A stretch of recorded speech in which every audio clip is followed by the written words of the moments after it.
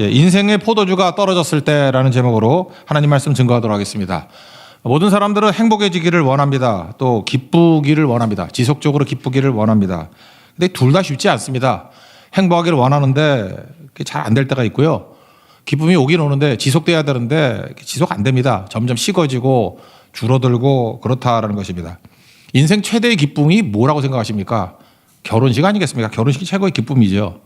제 큰딸도 금년 6월 달에 결혼을 했습니다. 두 가지 저도 생각했어요. 행복하기를 원했고 기쁨이 지속되기를 원했다.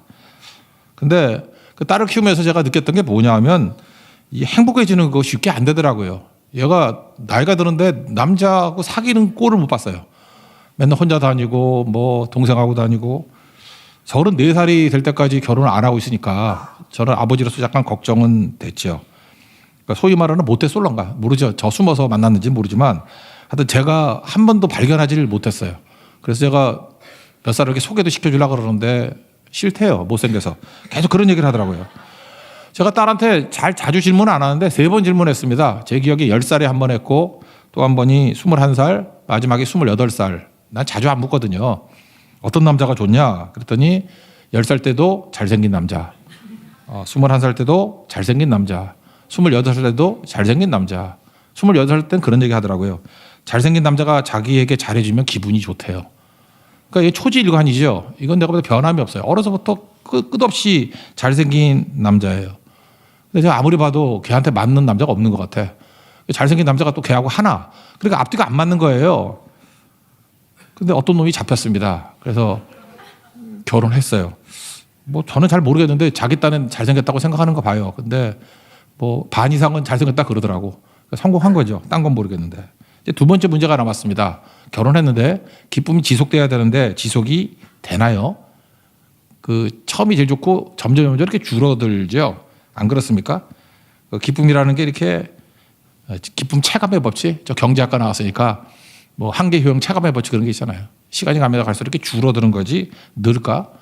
영국 속담에 그런 게 있잖아요. 하루 기쁘려고 그러면 이발을 하고 일주일 기쁘려고 하면 결혼을 하고 일주일이 결혼이에요. 한 달 기쁘려고 하면 말을 사고 1년 기쁘려면 집을 사라. 영국 속담이라니까요. 그 얘네들은 영국 애들은 결혼이 한 달밖에 일주일밖에 안 기쁜가 봐요. 그러니까 지속이 안 된다 뭐 그런 거를 갖다가 약간 푸념조로 하는 얘기라고 생각을 합니다. 근데 이 두 가지가 쉽지 않다고요. 행복하기도 쉽지 않고 기쁨을 지속하기도 쉽지 않고. 오늘 예수님의 기적이 많은데 첫 번째 기적이 가나의 혼인잔치입니다. 최고의 기쁨의 날 예수님이 오셔서 할 얘기가 많으신 거죠. 여기 포도주라 그랬는데 유태인들은요, 이스라엘 사람들은 결혼식에 빠져서는 안 될 게 포도주입니다. 기쁨의 상징이거든요. 그래서 결혼식에 포도주가 떨어졌다. 그 얘기는 비난받아 마땅하고 본인들은 되게 부끄러워했고 찬물을 끼얹는 상황이 되었다는 것입니다. 그러니까 우리가 생각하는 것보다 훨씬 심각한 상황이라는 거예요. 그래서 포도주가 없다. No more wine. 더 이상 포도주가 없다. 그랬다라는 것입니다. 이 물로 포도주가 된 사건, 우리에게 주시는 메시지가 뭔가 한번 봤으면 좋겠습니다. 먼저 살필 게 뭐냐? 우리도 행복을 추구하고 지속되는 기쁨을 원하는데 그게 잘 안 되는 이유가 뭘까? 오늘 이 사건을 통해서 우리에게 의미를 준다고 생각해요. 두 가지인데 죄 문제 때문에 그래요. 기쁨이 지속이 안 되는 게. 또 하나는 인간적인 방법을 추구하기 때문에 그렇습니다. 그러니까 죄가 있으면은 지속이 안 되고 그다음에 인간적인 방법을 추구하면은 절대로 기쁨이 지속이 안 된다라는 것입니다. 여기 물로 포도주를 만들 때 어떤 물입니까? 여기 내용을 보니까 정결 예식에 쓰는 물이라 그랬는데 그러니까 쉽게 말해서 발 씻는 물이에요. 유태인들은 그 샌들 신고 다녔잖아요. 그리고 포장 안 돼 있으니까 먼지 많으니까 어디 나갔다 들어오면 발이 더러워지는 거예요. 그래서 항상 씻어야 된다. 더러운 걸 씻어야 된다. 그래서 그걸 율법으로 만들어 놨다고. 위생도 되지만 이걸 갖다가 하나님을 섬기는 법으로 만들어 놔버렸어요. 그러니까 얼마나 더러운 지역인지 알겠죠. 그래서 6절 같은 데 보니까 정결 예식을 따라 두세 통들은 도랑아리 6이 놓였더라. 그러니까 손님이 많으니까 씻는 물, 더러운 거 씻어내는 물을 항아리가 6개 있었다. 그런 뜻이라는 것입니다. 여러분, 인간이 더러워진다는 거 뭐 힘쓰고 애써야 더러워집니까? 그냥 가만히 있어도 더러워지죠. 여러분이 뭐 크게 노력해야 더러워져요? 그냥 아침에 출근했다가 저녁에 퇴근하면 더러워져 있죠. 그 애플의 스티브 잡스가 그 취업했을 때 사람들 되게 싫어했대요. 이유가 뭐냐면 스티브 잡스가 착각을 했는가 봐. 자기는 채식주의자이기 때문에 자기는 깨끗하다고 생각했대요. 그래서 씻질 않았대. 그래서 스티브 잡스의 대표적인 특징이 뭐냐면은 목욕을 안 해요. 그래서 옛날에 장발이었잖아, 히피. 장발에다가 목욕을 안 하니까 냄새가 너무 나가지고 옆에 가지도 않았다고. 그거 알죠? 그 뭐 청바지하고 터틀넥 그거 안 빨아 입은 거예요. 옆에 가면 냄새나. 그래서 뭐 똑같은 거 사놔가지고 뭐 계속 바꿔 입었다면 그거 믿을 수 없어. 내가 볼 때 안 씻은 거야 그거. 그죠? 자기는 뭐 수백 개 있어가지고 납품 안 된 거 뭐 자기가 입었다고 나중에 변명을 했을 뿐이지 저는 안 있었다고 믿어요. 왜냐하면 초창기 때 증언이 엄청 많아. 제가 샌프란시스코 자주 갔었는데 그 스티브 잡스 어렸을 때 만났던 사람도 있더라고. 죽어도 안 씻는데. 그러니까 인간이 그래요. 스티브 잡스는 자기 착각을 한 거야. 자기가 채식주의자이기 때문에 깨끗하다고 생각하는데 그렇지 않죠. 채식주의자 아니라 뭐가 된다 할지라도 인간은 그냥 가만히 있어도 더러워지는 거라고요. 그게 왜 그렇습니까? 죄인이기 때문에 그래요.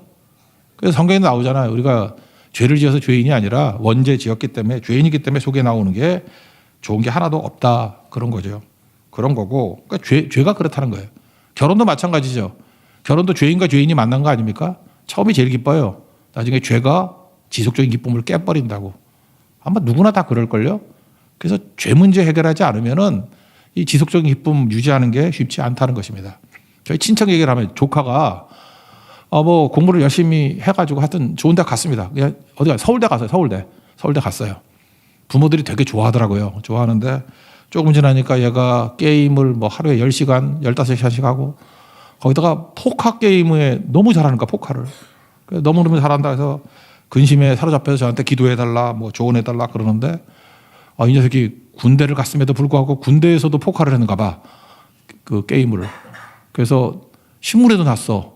포커 대회에서 1등을 했어. 우승을 했어. 그래서 상금이 얼마야? 7천만 원이야. 그랬더니 엄마가 이제 또 좋아하는 거야. 그게 계속 좋아할 수 있을까요? 내가 볼 때 그거 하는 것보다 딴 걸로 나가는 게 훨씬 나으랜데 제가 지금 무슨 얘기를 하냐 하면 처음에 기쁨이었다가 나중에 그것이 근심이 되기도 하고 약간의 위로가 됐다가 나중에 그게 큰 낭패에 빠질 수도 있다는 것입니다. 왜 그래요? 전 그걸 믿습니다. 누구나 다 죄인이기 때문에 오래 못 갑니다.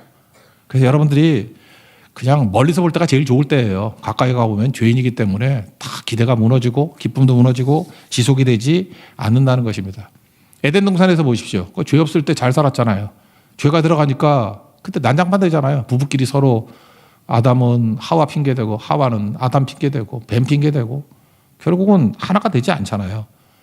그러니까 죄는 완전함을 깨는 것입니다. 그래서 완전함이 깨지고 완전한 사랑도 깨지고 완전한 기쁨도 깨지고 그래서 여러분들 여기 혹시 완벽주의자 있으면 사랑하기 힘들걸 결혼하기 힘들걸 없어요 그런 거. 왜? 죄가 지속적인 기쁨 행복 이게 다 깨버리기 때문에 그렇습니다. 그러면 그 다음에 사람들이 이걸 해결하려고 이제 방법을 추구하잖아요. 여기 보니까 정결, 결례라 그러죠. 정결 의식. 6개 항아리가 있다 그러는데 이게 상징적인 의미가 있어요.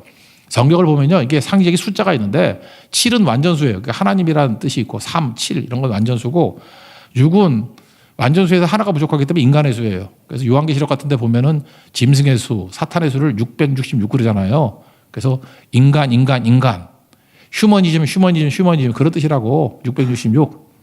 그러니까 여기도 도랑아리가 6이라는 게 약간의 의미가 있는 거죠.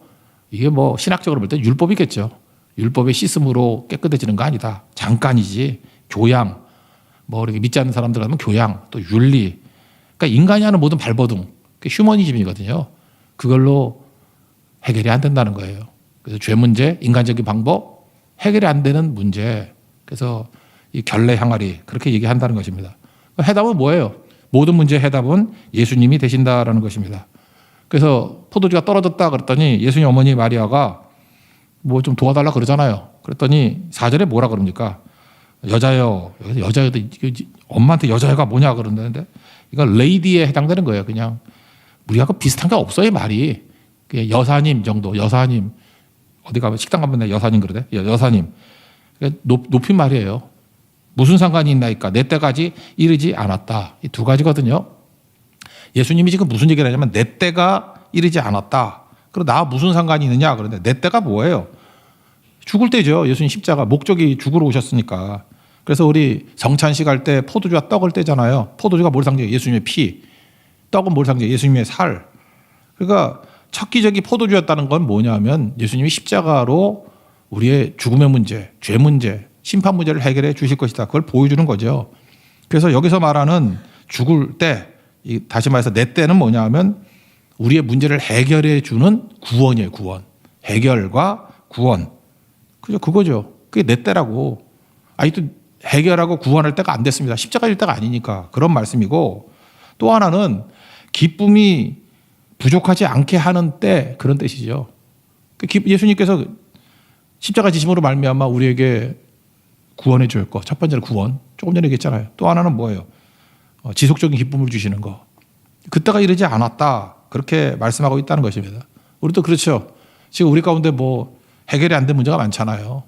포도주가 똑똑 떨어져가지고. 돈 없는 분들도 있죠. 재정의 문제가 있어가지고 야, 뭐 먹고 사나. 건강 문제. 저 2년 전에 폐암 걸려가지고 수술하고 지금 2년째 버티고 있는데 그때 폐암입니다. 그랬더니 앞이 캄캄하더라고. 그죠? 포도주가 건강의 포도주가 떨어진 거죠. 어쩌나 그런 거. 또 결혼해야 되는데 그 결혼의 포도주 뭐 이런 거. 자녀들이 뜻대로 잘 안 되는데 자녀의 포도주. 진학이 잘 안 되면 진학의 포도주. 취업이 잘 안 되면 취업의 포도주. 이렇게 다 있지 않습니까? 우리가 이런 것도 다 있다라는 거예요.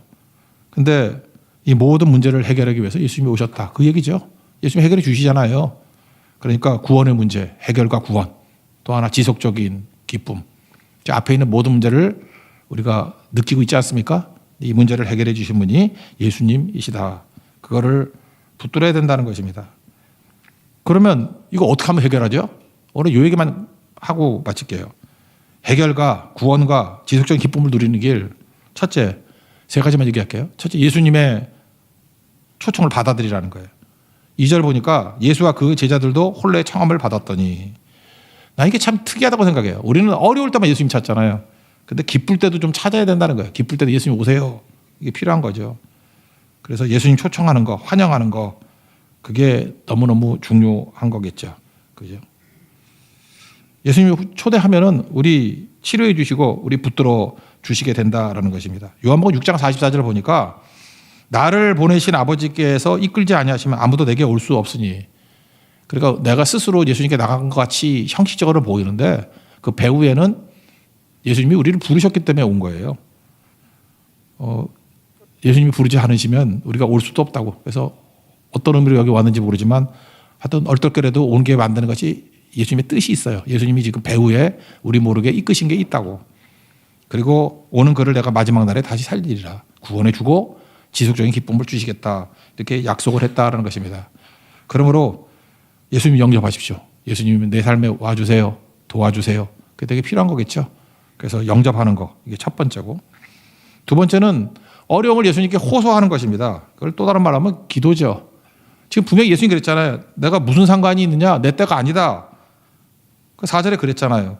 그런데 요청하잖아요. 마리아가. 요청하니까 요청이 기도잖아요. 기도하면 어떤 일이 벌어지느냐? 원래 우리하고 상관없는 일이에요. 상관없는 일이 상관이 생기는 거라고. 그러니까 기도가 왜 중요한지 알아요? 기도하면 상관없는 것이 상관이 돼요.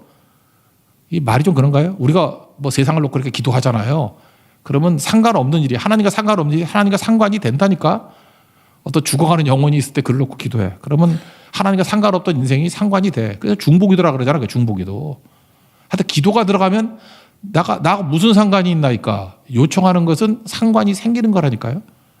하다못해 남녀지간도 그렇잖아요. 뭐 좀 비슷한 비유가 될지 모르겠는데, 지나가다가 스쳐가면 아무것도 아닌데 저 잠깐만요, 번호 따면 그 상관이 생기는 거 아니야? 안 생기나? 해본 적이 없는가 보래요. 그 지나가면 끝이지. 근데 뭐 그 상관이 생기는 게 그런 거 아니에요? 그러니까 기도하라는 게 그런 거예요. 하나님과 다 연결시키는 거라고. 상관 있게. 나하고 무슨 상관이 있습니까? 기도하면 상관이 생긴다니까요. 또 하나, 아까 내 때라 그랬죠. 내 때가 언제예요? 이제 이게 예수님 사역 기작이니까 한 3년쯤 있다가 십자가 지시는 거 아니에요? 그때가 예수님 십자가 지시는 내 때잖아요. 완성의 때. 그런데 기도하니까, 요청하니까 예수님이 때가 마지막이라 그러는데 지금 여기서 기적을 행하잖아요. 무슨 뜻이에요? 예수님의 때를 미리 맛보게 만들어 주신다는 것입니다. 그래서 기도가 이렇게 중요한 거예요. 물론 메인은 나중에 와요. 근데 미리 맛보기 그런 거잖아요. 미리 보기. 미리 우리에게 보여주신다니까. 그래서 잘 보면요, 우리 공동체나 이게 전체 부흥이 일어나고 할 때 막 기도하는 사람들은 개인적인 부흥을 먼저 맛봐. 개인적인 하나님의 임재를 먼저 맛본다고. 그러니까 내 때가 아닌데도 미리 맛보게 만드는 능력이 있어요. 그런 거 있지 않아요? 뭐 이렇게 잔치를 하거나 할 때 원래 잔치상 버려놓고 그때 먹는 거잖아요. 근데 자꾸만 좀 줘 그러면 뭐 김밥 꼬다리라도 주지 않나 이렇게 미리 맛보기. 기도는 그런 거예요. 미리 맛볼 수 있는 능력이 임하게 된다는 것입니다. 그러면 여러분들 예수님께 항상 요청하십시오. 그러면은 예수님이 때야 돼야 주시지. 잠깐만 그런 거 믿지 말고요. 미리 맛보기를 꼭 주신다라는 것입니다. 그래서 미리미리 순종할 수 있는 이거 제가 볼 때 너무너무 중요하다고 생각을 합니다. 여러분 내 기도가 왜 중요하냐면 기도 안 하면 내 뜻대로 살아갑니다. 근데 아다시피 우리 스스로가 얼마나 일단 무지합니까? 잘 모르고 무능하죠. 할 수 있는 능력도 없고.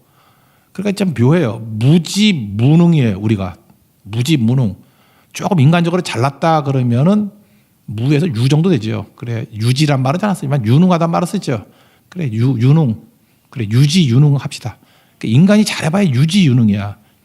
근데 유능하다 그래봐야 이게 상적인 개념이지 이 해결이 안 되거든요. 근데 하나님은 전지전능이죠. 그래서 무지무능한 내가 기도하는 그 순간에 기도 안 하면 무지무능한 이 뜻으로 살아간다고. 그러니까 실패할 가능성이 아주 크지. 초보자 아니야 초보자. 초보자가 뭘 해서 되겠어? 망하지 무조건. 근데 내가 잘 모르면 맡겨야 될 거 아니에요. 전지전능한 하나님께 맡기면 모든 것 아시고 모든 거 할 수 있는 하나님께서 우리를 이끌어 가신다고. 그래서 기도가 중요한 거예요. 요청하십시오. 원래 여러분들 뭐 기도 뭐 대단한 거 아니에요. 예수님 어머니 같이 포도주가 없습니다. 그게 기도예요. 문제도 말 못해? 내 심정도 말 못해? 나 지금 외롭습니다. 나 지금 두렵습니다. 그게 기도예요. 나 지금 뭐 포도주가 떨어졌다. 돈 떨어졌습니다. 또 뭐가 떨어지냐? 나 관계가 다 깨졌습니다. 나 건강이 떨어졌습니다. 저도 그랬거든요. 이거 죽을 것 같네요. 이 건강 숨도 잘 못 쉬겠네요. 어떡합니까? 그게 기도라고. 그래서 예수님 초청하고 난 다음에 우리가 간구하는 거. 그러면 아무 상관없는 일이 상관 있게 되고 예수님의 때가 있겠죠. 예수님의 때에 이루어져요. 그렇지만 미리 맛보기를 주신다니까요. 그래서 기도하셔야 돼요. 그래서 그걸 체험하고 난 다음에 이해 납득 공감이 돼서 하는 게 아니라 깨닫고 난 다음에 나중에 어떤 일이 벌어지느냐. 미리 맛본 것을 증거하는 자가 된다고. 그래서 힘 있는 자가 되겠죠. 그래서 세 번째 내용은 뭐냐. 그래서 순종해야 된다는 것입니다. 여기서 오늘 메시지 제일 중요한 순종이겠죠. 하인들의 순종을 한번 보십시오. 5절에 보니까 마리아가 이렇게 얘기해요. 하인들에게 무슨 말씀을 하시든지 그대로 하라. 7절에 보니까 예수님께서 이렇게 말씀해요. 항아리에 물을 채우라. 근데 난 이게 참 좋다고 생각해요.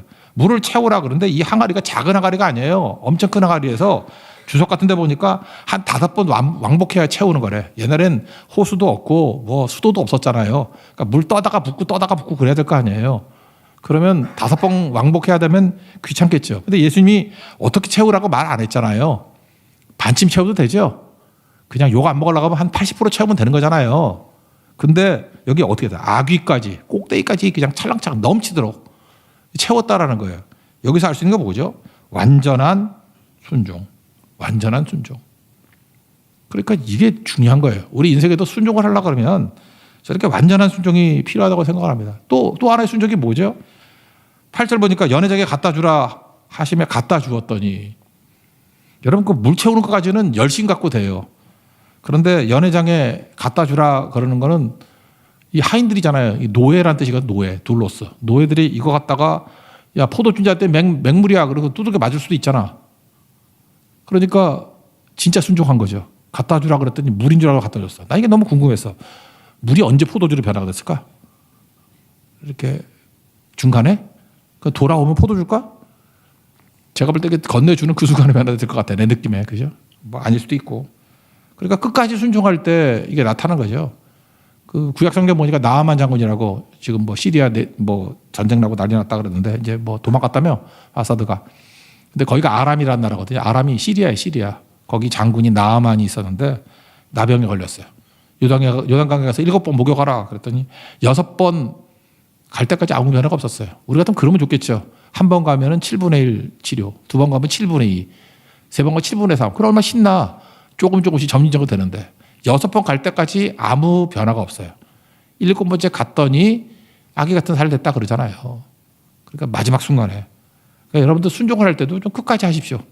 끝장 볼 때까지. 이게 되게 중요하다고 생각해. 순종. 우리 민족은 순종은 해. 근데 완전 순종은 약간 부족한 것 같아. 제가 옛날에 국립중앙박물관장님하고 이렇게 대화를 나눈 적이 있어요. 그분이 그런 얘기를 하더라고요. 우리나라 불상을 보면서, 불상이에요. 불교의 그 부처상, 불상을 보면서 이걸 불상을 발견하면은 이게 중국 건지, 한국 건지, 일본 건지 구분할 수 있는 두 가지 단서가 있대. 그래서 궁금하잖아요. 그래서 뭔가 그랬더니 사람 눈에 안 보이는 부처님 등에 이렇게 만져보면 거칠거칠하면 그거는 한국 거 아니면 중국 거래. 안 보이는 뒤를 만져서 매끈매끈하면 일본 거래. 일본 애들은 쫀쫀해가지고 끝까지 한대 그거. 그러니까 우리가 대충 하는 건 이건 역사가 깊어요. 이건 뭐 몇백 년이 아니라 몇천 년 된 일이야. 우리 조상도 그랬고 우리도 그랬고 우리 후손도 그럴 거야. 뒤는 안 해요 우린. 우리 실용적인 민족이거든. 뒤를 해서 뭐래. 보이면 되는 거죠. 누가 만져봐 그거를. 그죠? 그래서 거칠거칠한 게 그래서 우리가 중국하고 좀 비슷해. 한국하고 중국은 뒤를 거칠거칠하게 한대. 근데 그러면 중국하고 우리하고의 차이점이 뭐냐. 부처님상 이렇게 받침대가 있잖아요. 발받침. 양다리니까. 근데 중국 거는 꼭 보면 하나밖에 안 박아놨대. 근데 한국은 두 개가 있대. 그래서 이렇게 비용이 돌거나 넘어지지 않는데. 그러니까 중국의 그 짝퉁의 역사라는 게 그게 짧은 게 아니에요. 그 메이드 인 차이나가 그 옛날부터 있었던 거야, 그게. 그 차이죠. 일본 애들은 또 쫀쫀하게 두 개 다 해서 뭐 할지 하여튼 그렇게 한다. 우리도 실용적인 거잖아. 넘어지면 안 되니까. 그러니까 저는 우리가 제일 좋다고 생각해요. 필요한 거는 철저히 순종하고 그 허례 허식 있는 것들은 좀 대충 하고 뭐 그거까지 열심히 해서 뭐래. 등 같은 건 필요 없고 그러나 실용적인 것도 잘해야 되고 우리 거 좋은 거니까 잘 밀고 나갔으면 좋겠어요. 어쨌든 순종에 있어서는 끝까지 순종하는 게 중요하다고. 그러니까 우리가 포도주가 떨어지는 어려움에 처하게 됐을 때 일단 말씀이 있으면 순종하는 거예요. 제가 얘기했죠. 한 번 순종하면 방향이 바뀌고 지금도 여러분 어떤 거에 순종하면 일단 여러분 방향이 마이너스에서 플러스로 바뀌어요. 방향 바뀌기 얼마나 중요해요. 두 번 순종하면은 점과 점이 이어지니까 도약이 일어나고 제가 가수한테 들어봤어요.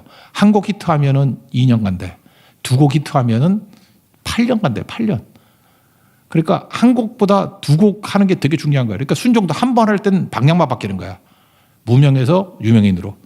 그런데 두 번 되면은 그게 롱런 할 수 있는 거예요. 세 번 되면 기적을 발휘하게 된다고. 방향, 도약, 기적. 그러니까 여러분 순종하는 거. 이게 너무 중요하죠. 저는 사실 대학교 다닐 때 이 철저히 잘 몰라도 순종하는 거, 행동하는 거. 순종이 행동 아니에요? 행동하는 게 중요하다는 거를 깨달았던 적이 있어요. 저는 80년대 학번이기 때문에 뭐 데모도 많이 하고 그때는 나 요즘에 대학교에서 뭐 출석부를 부른다 그러는데 난 이해가 안 돼. 우리 때는 출석부 부른 적이 한 번도 없었고 제가 대학교 1학년 때 교양 국어가 있잖아요.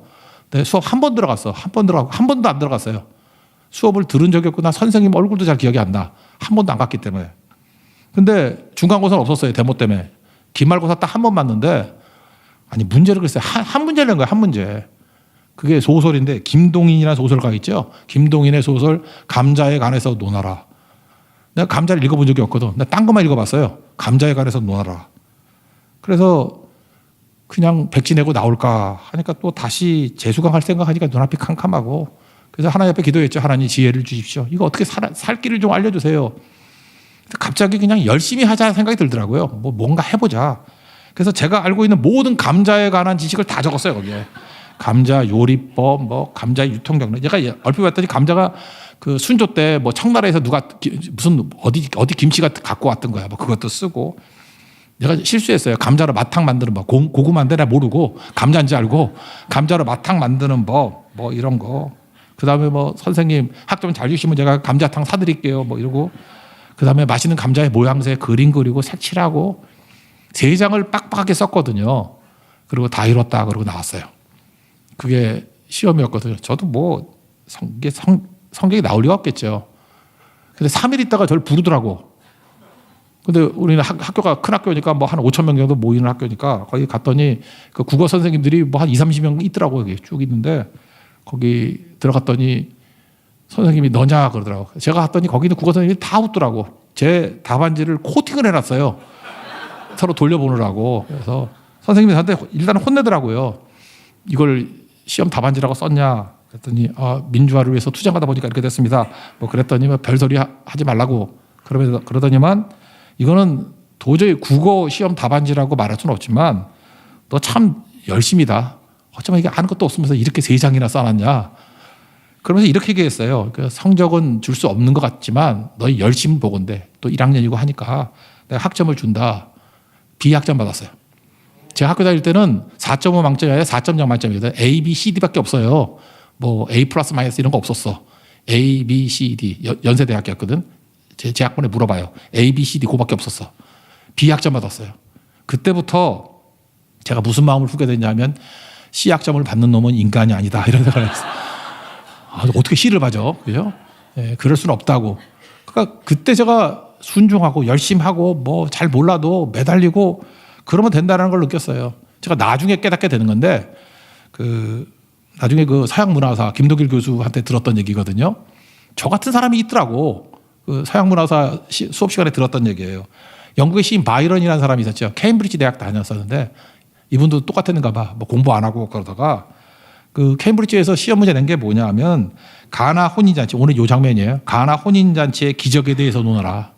공부를 하나도 안 했는가 봐. 쓸 게 없었는가 봐요. 근데 역시 바이런은 대학교 다닐 때 또 달랐어. 그 시험 답안지가 전설의 시험 답안지가 된 거죠. 물이 주인을 만나니 얼굴이 붉어졌더라. 와, 멋지잖아요. 물이 주인인 예수님을 만났더니 부끄러워서 얼굴이 붉어지더라. The water met his master. 물이 주인을 만났다. And blushed. 그 얼굴이 붉어지게 됐다. 너무 멋진 표현 아니에요? 우리 영어 표현이 더 간단하네. 영어 뭐 단어 7개밖에 안 되는 걸로. 멋진 표현이. 이게 벌써 시인같이 보이지 않아요? 언제 이런 일이 나타나게 되죠? 포기하고 나가지 않고 내가 할 수 있는 것 최고를 할 때 자기는 시 쓰는 사람이라고 생각했기 때문에 가장 짧게 표현한 것이 최고의 것이 되더라는 것입니다. 여러분 인생도 마찬가지입니다. 하나님 앞에 일단 순종하려고 마음 먹으면 제가 얘기했잖아요. 1번 순종하면 방향이 바뀌고 2번 순종하면 도약이 일어나고 3번 순종 이런 걸 기적이라 그래요. 바이런의 이런 시 같은 게 기적 같은 시 아니에요? 이런 게 나오는 거죠. 언제요? 순종할 때 하나님께서 우리에게 지혜를 주시고 인사이트도 주시고 인사이트는 깊이고 포사이트는 선견지명이 아니죠. 멀리 볼 수 있는 눈도 주시고 생명을 주신다는 것입니다. 그래서 오늘 11절 보니까 뭐라고 나와요? 이 첫 표적을 갈릴리 가나에서 행했다. 그의 영광을 나타내셨고 제자들이 그를 믿더라. 주님께서 우리에게도 이런 영광이 나타나기를 원하신다라는 거예요. 예수님 안에 있으면 영광이 임하게 됩니다. 우리는 빛 발하는 존재가 아니에요. 반사체제, 발광체인 예수님께 나가서 옆에서 얼쩡거리기만 해도 우리에게 반사되는 빛들이 드러나게 된다는 것입니다. 우리 인생 오늘 제목과 같이 포도주가 떨어질 때가 있습니다. 인생이 그래요. 우리는 결핍의 존재, 부족의 존재인데 그때마다 우리는 원함이 있죠. 행복해지기도 원하고 기쁨이 지속되기도 원하고 안 되거든요. 잘.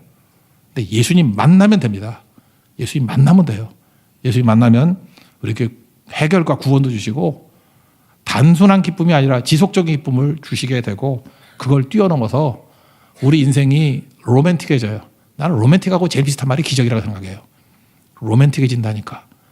말도 안 되는 것 같은 곳에 길이 열려요. 바다에도 길이 열리고 광야에도 길이 열리고 사막에도 강이 흐르게 된다고.